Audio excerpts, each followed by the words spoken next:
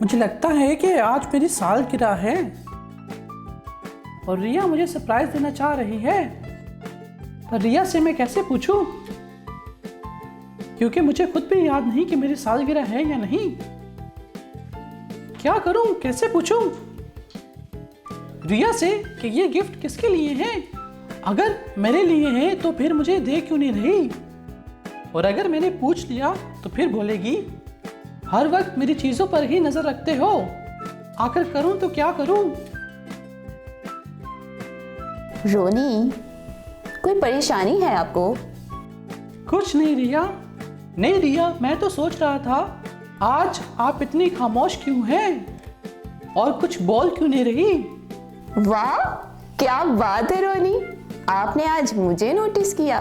खैरियत तो है? नहीं रिया, बस ऐसे ही, सब खैरियत ही है। फिर भी रोनी, कोई बात तो है, प्लीज बताओ मुझे। रिया, आप तो शक ही किया करो।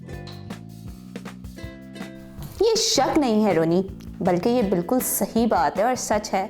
ऐसा तो मुमकिन ही नहीं कि मेरे पास इतने सारे गिफ्ट बॉक्स देख के और इसके बाद रोनी मुझसे कुछ ना पूछे।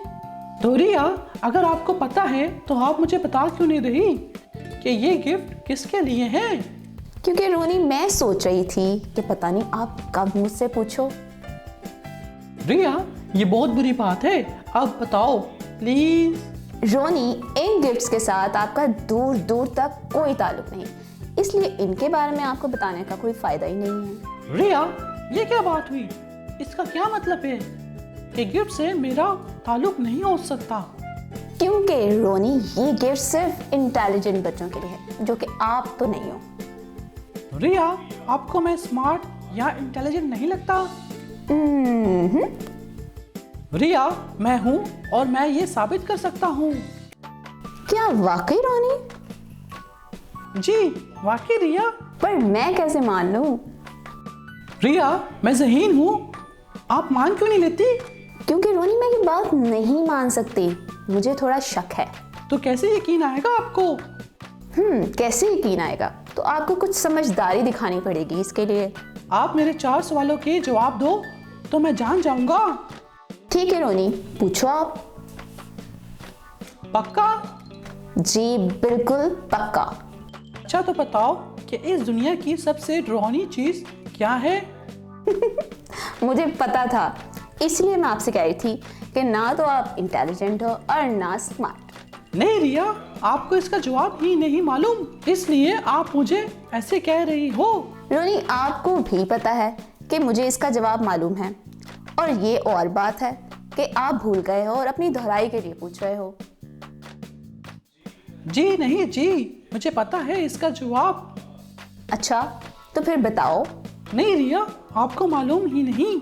अच्छा रोनी, अगर इस सवाल का जवाब आपने दे दिया तो मैं इनमें से आपको एक गिफ्ट भी दूंगी और साथ में आपके 4 सवालात के जवाब भी। सच्ची रिया? जी रोनी, बिल्कुल सच। और अब जरा आप इसका जवाब सोचो। रिया, मेरे ख्याल से सबसे डरावनी चीज गुनाह है। रोनी, आपके ख्याल में या वाकई? जी जी वाकई, मेरे ख्याल में। हद है रोनी, सही जवाब था, मगर मुझे लग रहा है आजकल आप बादाम नहीं खा रहे। रिया, सच में मेरा जवाब ठीक था? जी रोनी, बिल्कुल दुरुस्त जवाब है आपका, और ये गुनाह ही था जिसने खूबसूरत फरिश्ते लूसीफर को शैतान में तब्दील कर दिया। तो रिया, मैंने बिल्कुल दुरुस्त जवाब दिया और मेरा गिफ्ट और मेरे सवालात? क्योंकि आपको जवाब कंफर्म नहीं था, इसलिए अगर आपके सवाल अच्छे हुए तो मैं आपको गिफ्ट दूंगी। अच्छा रिया, तो जैसा आपको ठीक लगे। मुझे गिफ्ट के लिए बहुत समझदारी से सवाल पूछने होंगे।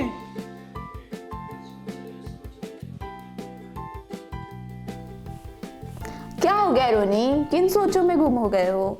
रिया, मैं सवाल पूछने लगा हूँ, क्या आप जवाब देने के लिए तैयार हैं? जी सर, कोशिश करूंगी। तो मेरा पहला सवाल ये है कि गुनाह क्या है? रोनी, गुनाह दरअसल बुरा सोचने, करने और कहने का नाम है।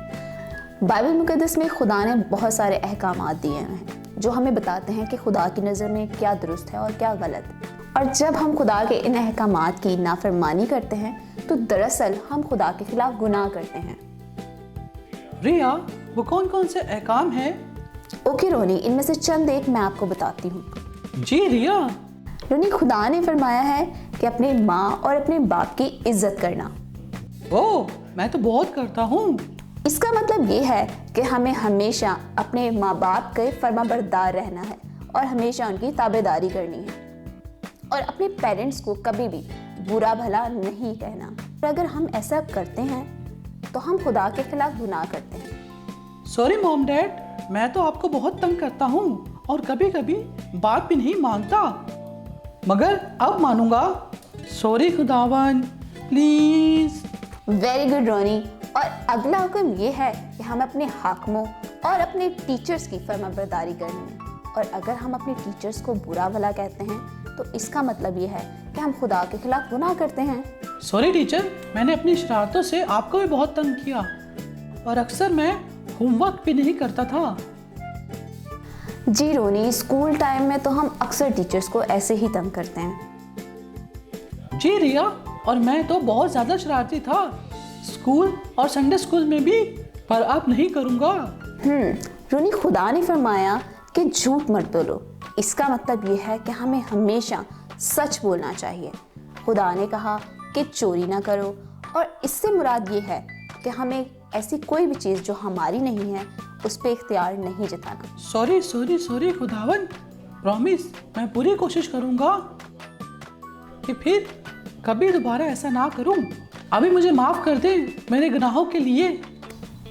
ऐसा क्या करते रहे हो रोनी जो इतना ज़्यादा परेशान हो गए हो?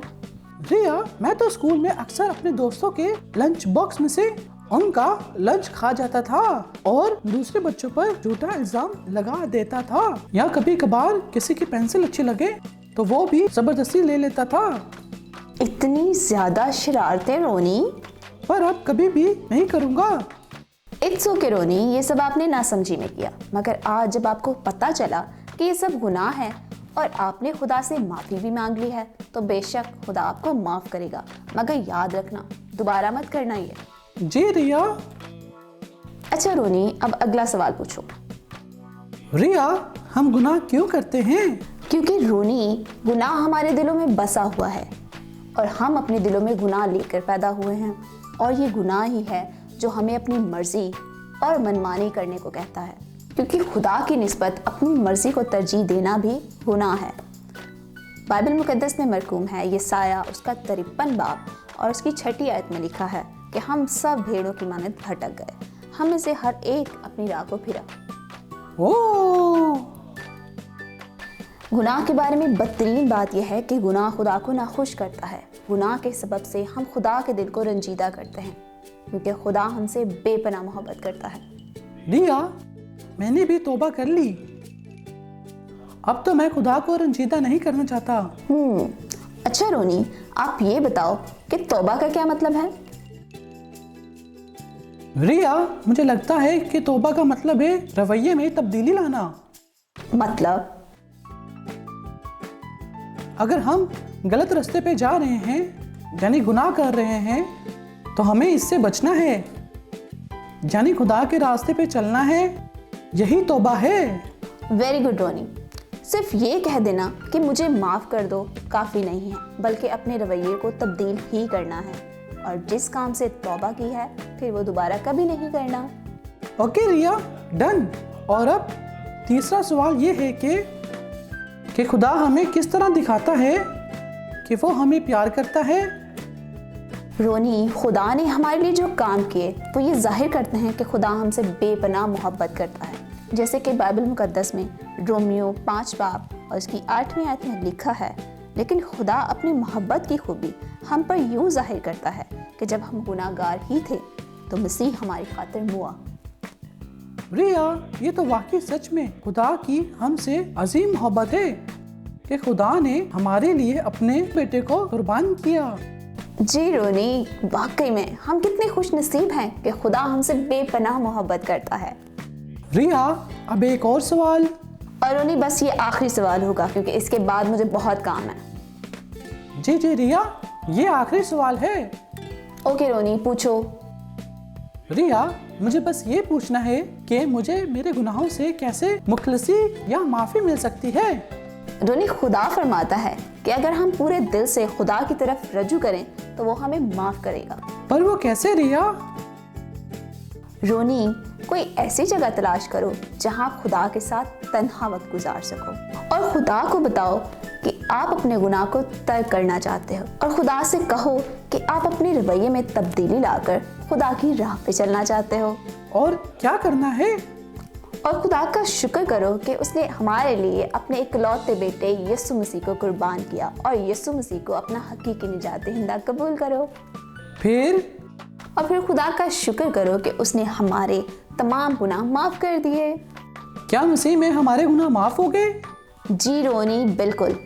पहला यूहन्ना 2 बाब और उसकी 12वीं आयत में मरकूम है, ऐ बच्चों, मैं तुम्हें इसलिए लिखता हूँ कि उसके नाम से तुम्हारे गुनाह माफ हुए। क्योंकि कलाम मुकद्दस में लिखा है कि अगर खुदा ने कहा है कि आपको माफ़ी मिल गई तो मतलब मिल गई, क्योंकि खुदा यीशु के नाम की खातिर हमें माफ़ करना पसंद करता है। अमेजिंग! रोनी, खुदा न सिर्फ आपके गुनाहों को माफ़ करता है बल्कि बख्शिश के तौर पे आपको नई जिंदगी भी देता है। सच्ची रिया, ये तो बहुत शानदार बात है। जी रोनी, बिल्कुल सच। और अब आपके दिल में खुदा रहता है, इसलिए अब गुनाह मत करना। अच्छा रिया, अब बस आखिरी बात। रोनी, अब कुछ भी नहीं, क्योंकि सिर्फ 4 सवालात की बात हुई थी और उसके जवाब मैं आपको दे चुकी हूँ। पर रिया, ये सवाल नहीं, ये तो बात है। हद है रोनी। ठीक है, पूछो। रिया, ये गिफ्ट का भी प्लीज बता दो और ये मत कहना कि ये सिर्फ इंटेलिजेंट बच्चों के लिए है, क्योंकि अभी मैंने बहुत समझदारी वाले सवाल पूछे हैं। हाँ, ये तो वाकई सच है कि आपने समझदारी वाले सवाल पूछे हैं। तो चलो बता देती हूँ। जी प्लीज रिया। मगर इससे पहले कि ये गिफ्ट मैं आपको दूं, आपने जो 4 सवाल मुझसे पूछे और जिसके जवाब मैंने आपको दिए, आप भी इनके बारे में अपने दोस्तों को जरूर सिखाना। जी जी रिया, आप परेशान ना हो। जो मैं एक बार सुन लूं वो मैं कभी नहीं भूलता। सच में रोनी? कमाल है रिया, आपको अभी तक मुझ पर शक है। अब जल्दी से मुझे मेरे गिफ्ट्स दे दो। प्यारे दोस्तों, मुझे उम्मीद है कि आपको हमारा बाइबल पोस्ट ऑफिस प्रोग्राम अच्छा लग रहा है। अगर हाँ, तो आप हमें कमेंट बॉक्स में अपनी राय से आगाह कर सकते हैं। और इसके साथ साथ अगर आप भी रोने की तरह कलाम मुकद्दस की अच्छी अच्छी बातों को सीखना चाहते हैं तो आप भी मुतलाशी कोर्स को पढ़कर ये जान सकते हैं।